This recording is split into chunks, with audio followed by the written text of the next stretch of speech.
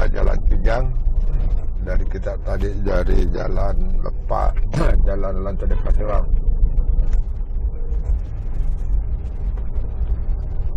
Ini adalah Jalan Kijang.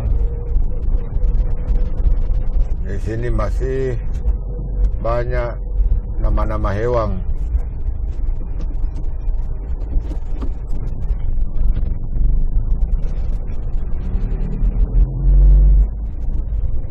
Ini Jalan Kijang.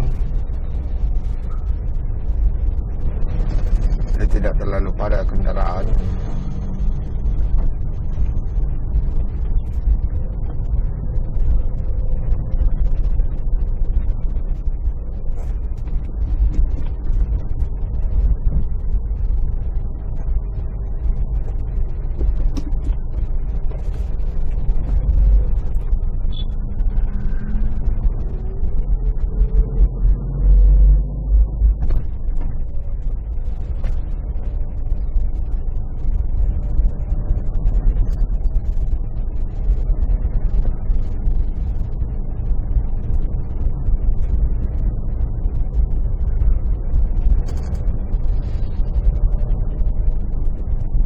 Jalan Kijang.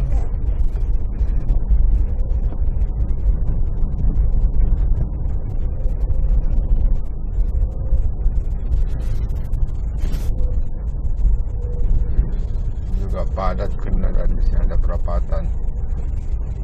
Saya akan menyeberang.